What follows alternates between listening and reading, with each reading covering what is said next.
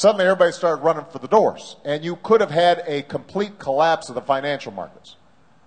We stepped in to make sure that you did not have the kind of meltdown that could have definitely got us into a Great Depression. And we did so successfully, and by the way, the interventions we've made have turned out to be actually cheaper than we had predicted and more effective than we had predicted. I mean, here's a little bit of interesting news. Everybody thinks that this bank bailout was about $700 billion. The truth of the matter is that most of the money going to the banks will probably end up being paid back with interest, and we've already made about several tens of billions of dollars that go right into to pay off deficits because of some of these investments. So we've been successful in stabilizing the financial markets. Here's the problem, though. I just wanted to give you that background. Here's the problem.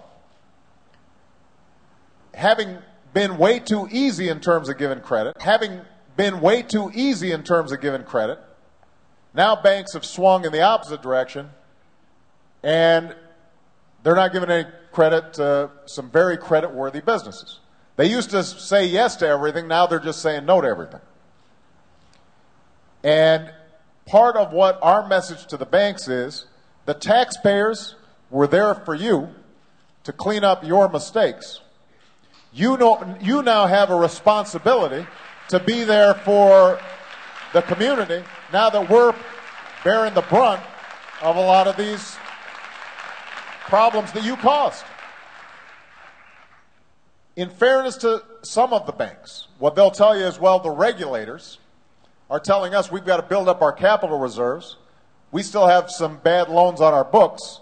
There's still a commercial real estate problem that's out there that we've got to be on the lookout for. That's why we're not as aggressive lending as we used to be. So what we're hoping to do is to work with them and push as hard as we can to say, look, try to get the right balance here. Now, don't swing from one end to the other. If there's a manufacturer in Pennsylvania, if there's a business in Ohio that is making profits, that has a good idea, that has a customer base, give them a loan on fair terms. And what we're also saying is that the government is willing to step into the breach in some circumstances to help. So, for example, we've increased our small business lending by about 73% through the SBA. That doesn't help everybody that needs help, but it's helping to fill some of the gaps. But I promise you, in fact, I hope to be meeting with the bankers again. I've already met with them a couple of times, sometime before the end of the year, to say to them, look, you have a responsibility now that we have pulled you back from the brink, to help make sure that Main Street is actually getting the kinds of loans that it needs. And I'm optimistic that we can start next year seeing credit flowing a little more effectively than it's been so far. All right? Okay, last question.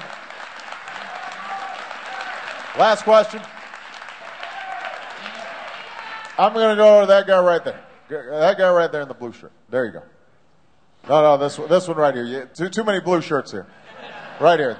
Go. I was called. I didn't see you up back there, so I was called on him. Hi, Mr. President.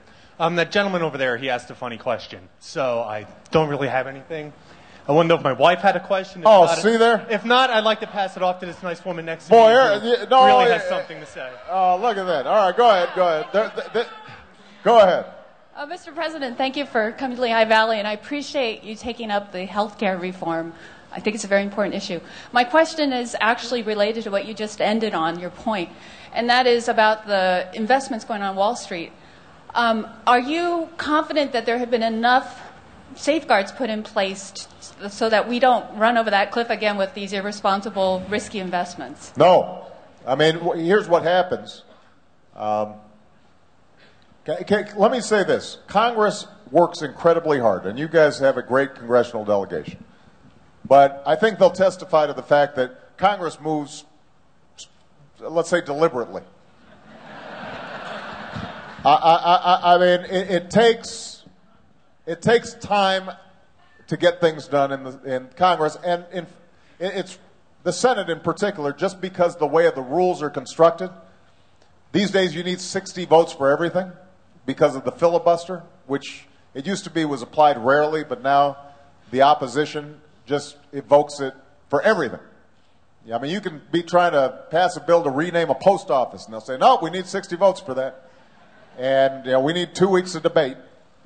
So the reason I point all this out is that financial regulatory reform was one of our top priorities at the beginning of the year. We have now gone through a whole series of committees in the House, and the House has passed out its version, but now the Senate has to pass its version. So it's just like the health care bill. It's the same kind of thing. I know sometimes the public thinks, what are these folks doing?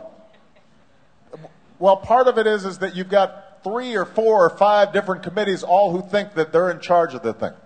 So they all have hearings, and everybody has to talk, and everybody's got to have their amendments. And then the bill in one house gets merged, and the bill in the other house gets merged. And sometimes it gives you a headache just thinking about it, but look, that's democracy.